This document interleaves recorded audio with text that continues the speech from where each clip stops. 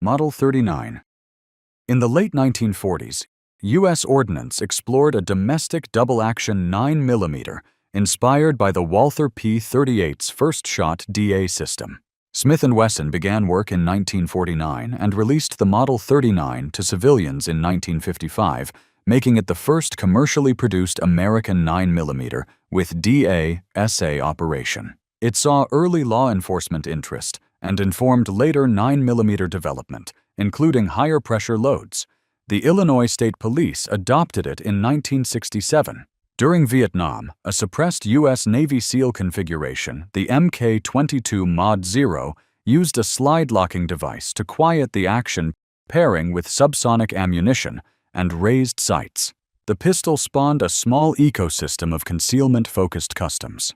Paris Theodore's ASP replaced traditional sights with a gutter snipe trench and used clear Lexan grip panels and magazine windows to show remaining cartridges.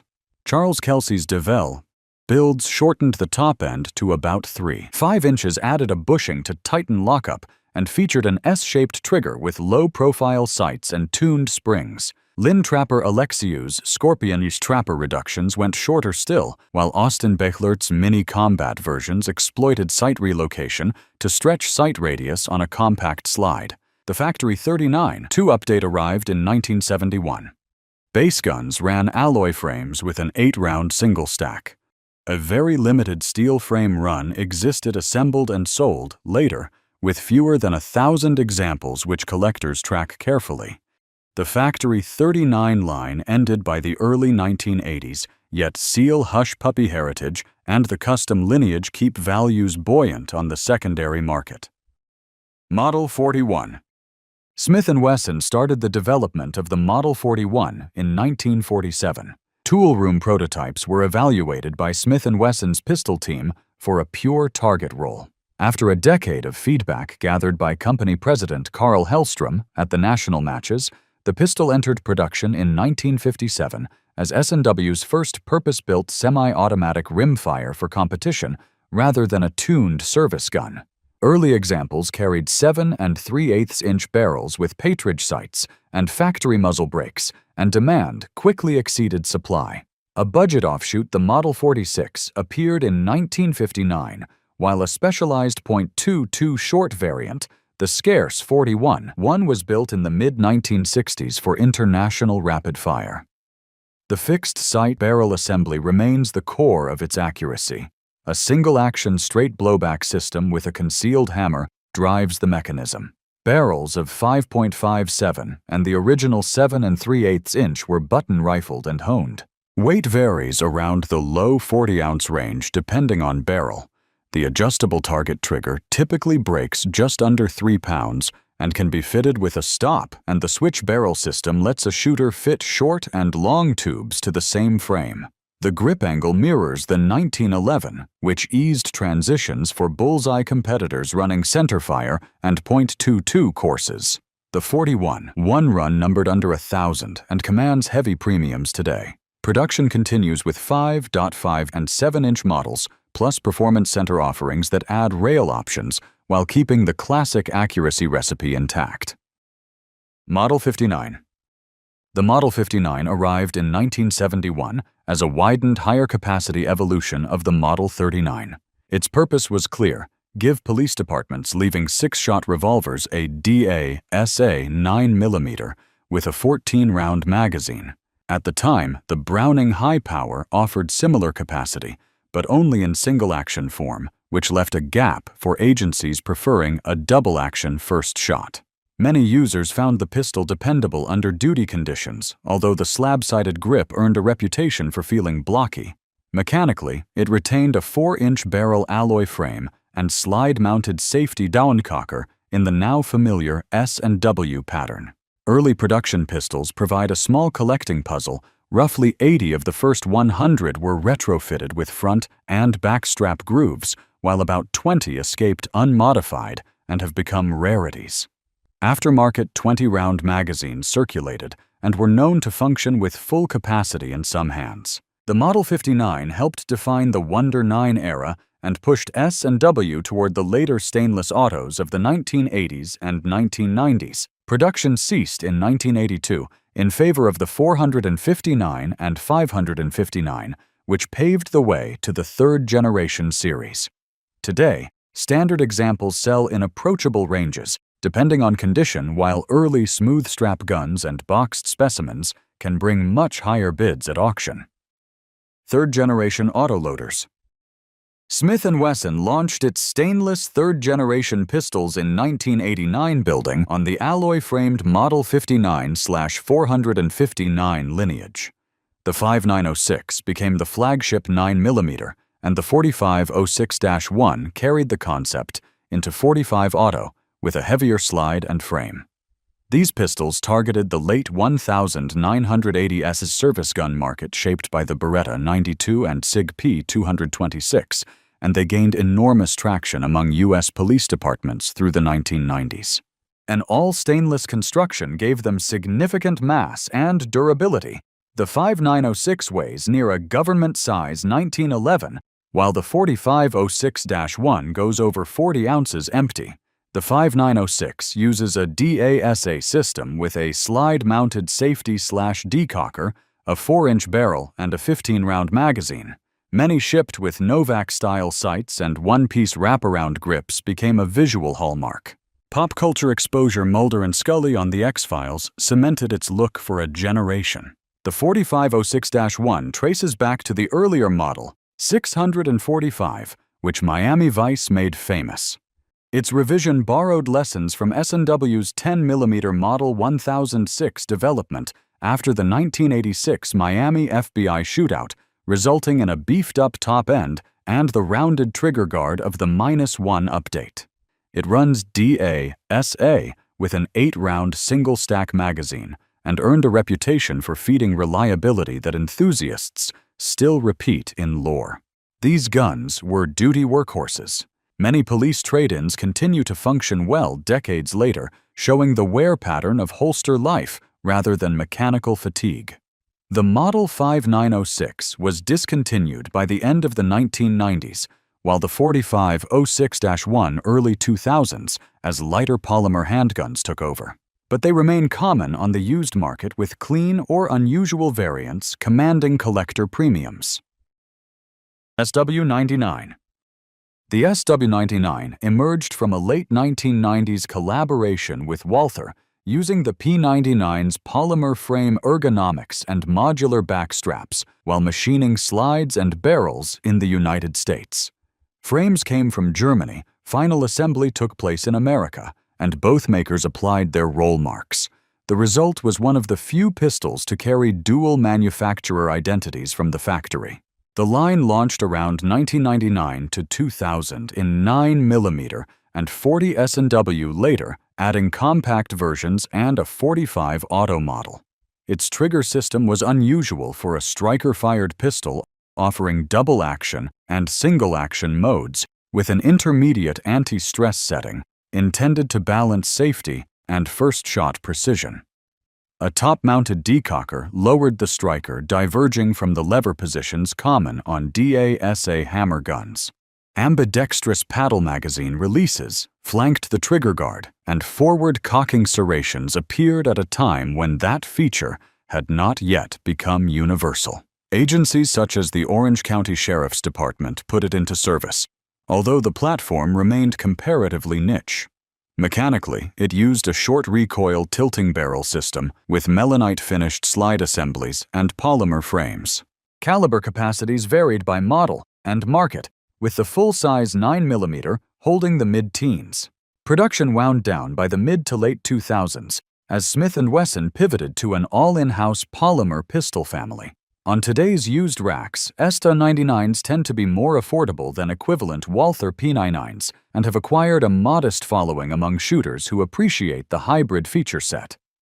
M&P Pistol Series. After the Sigma and the SW99 partnership, Smith & Wesson returned in 2005 with a clean-sheet in-house polymer striker-fired pistol bearing a historic name, military and police. The goal was a duty gun that could scale from broad law enforcement adoption to civilian and international users while addressing lessons learned from the 1990s. The design introduced interchangeable backstraps and an internal stainless chassis within the polymer frame to improve rigidity and longevity. The first-generation M&P, often referred to as the 1.0, laid the groundwork in 9mm 40S and W and 45 Auto. In 2017, Smith & Wesson introduced the M&P M2.0, adding more aggressive grip, texturing a flatter and crisper trigger with a tactile reset and a refined backstrap system that now includes a medium-large option. Since then, the M&P lineup has expanded extensively, adding variants in 10mm Auto, 30 Super Carry, and 380 Auto, and even stretching into high-velocity territory with the 5.7 by 28mm cartridge. Armor Night finishes on slides and barrels improved corrosion resistance. Performance Center variants later added optics cuts, tuned triggers, and ported barrels. The brand expanded in parallel into carbines and trainers, creating M&P branded AR-15, AR-10, and 22 LR rifles. Major U.S. law enforcement adoption followed: LAPD, the Los Angeles County Sheriff's Department, the California Highway Patrol, the DEA, and Vermont State Police among them. International police services also placed orders. The pistols serve widely in civilian roles ranging from concealed carry to competition and home defense, and they appear in some military training contexts. Without becoming a U.S. standard-issue sidearm, the series remains the company's flagship polymer handgun family with steady generational refinement. M&P Shield Series. The Shield appeared in 2012 as a thin shootable offshoot of the full-size M&P, arriving during a concealed carry boom that prioritized single-stack dimensions and easy daily carry. Initial chamberings were 9mm and 40S and W, followed by a 45 Auto variant in 2016. Engineers tightened the trigger system to provide a distinct reset and stocked early inventory before release to meet demand. Accessory makers launched compatible holsters, lasers, and lights at introduction, smoothing adoption. The second-generation Shield M2.0 added front slide serrations, crisper trigger tuning, and grippier texture. The Shield Plus in 2021 moved to double-stack magazines while preserving a slim profile, pushing capacity into the low teens with extended options. Performance Center versions integrated optic-ready slides and optional ported barrels. In parallel, the Shield EZ line 380 Auto in 2018 and 9mm in 2020 opted for an internal hammer rather than a striker and emphasized reduced spring rates, an easy-to-rack slide, and easy-load magazines with grip and thumb safeties. Barrel lengths run from roughly 3.1 inches on early Shields to about 3.7 inches on the EZ. Plainclothes detectives and off-duty officers used Shields extensively, while many civilian carriers favored the balance between shootability and concealment. The EZ series targeted new shooters, seniors, or anyone managing hand strength limitations without giving up conventional controls. The family remains in active production, with frequent small revisions and limited editions, and it continues to define S&W's micro and subcompact lane. CSX Series. In 2022, Smith & Wesson introduced the CSX as a metal-framed, hammer-fired micro-compact, an intentional departure from the polymer striker-fired norm in the same footprint as popular double-stack micros. The pistol arrived with aluminum frames, a single-action trigger system, ambidextrous manual safeties, and slide stops and reversible magazine releases. Capacity options spanned flush 10-round and extended 12-round magazines with a weight just under 20 ounces depending on configuration. Interchangeable backstraps allowed subtle fit changes on a pistol that otherwise prioritized a slim profile. The platform omitted an accessory rail to keep dimensions trim for concealed carry. Factory dovetail sights used a conventional 3-dot pattern, and the flat-faced trigger used an integrated safety lever. The concept won mainstream press and industry awards as a less common recipe in the micro-compact category. In 2025, the CSX E-Series expanded the idea with a refined trigger, having a lighter pull and shorter reset, a modular grip adapter that could scale the frame between micro-compact and compact profiles, and an optics-ready slide with a clear sight cut, intended to reduce fouling on micro red dot lenses. Barrel options grew to 3.1 and 3.6 inches, and magazine choices broadened, including higher capacities for rolls beyond deep concealment. The CSX line remains a civilian concealed carry entry without major institutional adoption, and the E-Series serves as the current evolutionary branch. Equalizer. The Equalizer was designed in late 2022 and brought to market in 2023, blending elements of the Shield EZ and Shield Plus. Its development focused on creating a pistol that offered simple handling while providing contemporary magazine capacity and readiness for optics. Design choices followed that brief, a slide engineered to require less effort to rack than typical micro-compacts, an internal hammer with a single-action trigger, and compatibility with multiple double-stack magazine sizes shipped in the box. A grip safety remained part of the control suite. Dimensions place it among the larger micro-compacts, a barrel length just under 3.7 inches and an overall length around 6.75 inches give it a little more sight radius and weight than many pocketable 380s, which helped shootability. The slide uses an optics cut compatible with the Shield RMSAC Holosun 507K footprint and co-witnesses with standard height sights in many setups. Deep front and rear serrations and a loaded chamber indicator aid administrative handling, while a short accessory rail allows a compact light or laser. The Equalizer was positioned primarily for civilian concealed carry and home defense roles and offered with or without a manual thumb safety. Some agencies considered it for backup or off-duty use, but broad institutional adoption did not develop. It continues in production as part of Smith & Wesson's effort to offer accessible manipulation with contemporary features. Range bundle variants and kits appear periodically from retailers. Bodyguard Pistol Series. Smith & Wesson revived the Bodyguard name for a pocket-size .380 at the 2010 SHOT Show, introduced alongside the Bodyguard 38 revolver. The semi-automatic pistol used a polymer frame with a steel slide and an internal hammer double-action-only system. It shipped with a built-in incite laser under the barrel, unusual for a pistol of that size at the time, and provided second strike capability. Capacity ran 6+1 with a short magazine, and the pistol kept a last-round hold-open and drift-adjustable sights. In 2014, Smith & Wesson branded it as the M&P Bodyguard 380, mechanically identical but aligned with the military and police series, and often offered without the earlier incite laser.